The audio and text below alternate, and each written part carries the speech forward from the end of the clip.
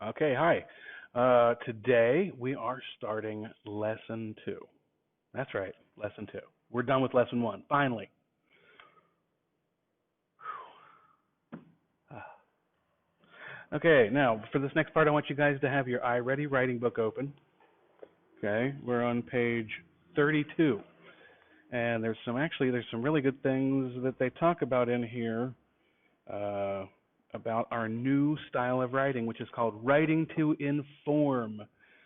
And this is actually a pretty important skill. This is something that you guys are going to be doing hopefully for the rest of your life because it's all about finding information and basically writing about it. Okay, so all right.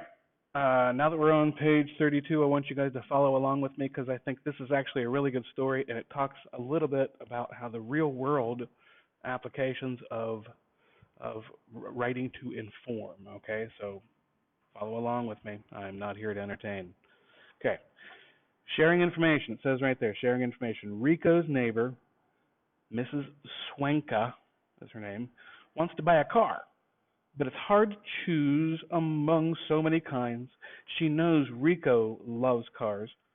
What kind do you think I should get, Rico? She asked. I just need something to get around town in. Rico thinks for a moment and then says, an electric car is what you need. It never needs gas. You just plug it in every night to charge it. Miss Swanka says, that sounds interesting, but she wants to learn more about the car. Rico decides to do some research and write about what he finds.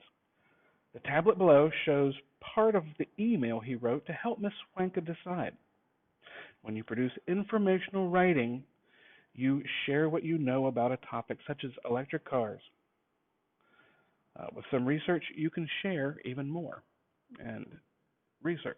It's all about research. Just like we did in the last story, you had to research all the old stuff, all the information, and you had to come up with evidence and reasons, and it's not much different in this one. Okay, so all right, you guys read what it says down there about what Rico has wrote about, and that's a little bit about like what you guys are going to do. Now that's the real world application. Okay, when you guys get older, hopefully you'll be buying cars, and you'll have to hopefully do some research because they're not cheap, and you really, really, really want to get the best value that you can. So, and for what you need, all right, you might not need a truck, or you might not need a car, or research, research, research. Okay, so over here on the right hand of the side of the page, it talks about what is informational writing, and it talks about the key features of informational writing. And listen to some of these, okay?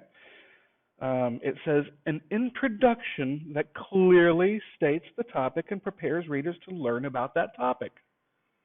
Sound familiar? We know how to do that, don't we? Good.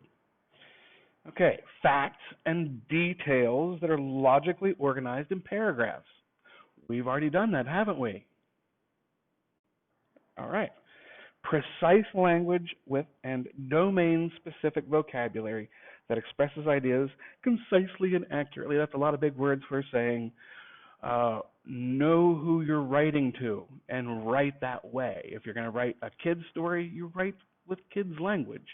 If you're going to write to a scientific magazine about Pluto being changed, you write with more sciencey words, okay? Know your audience.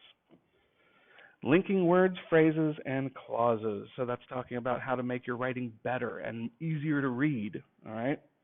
And then a conclusion that restates the topic, sums up the important points, and leaves readers with something to think about. Not that much different than opinion writing, is it?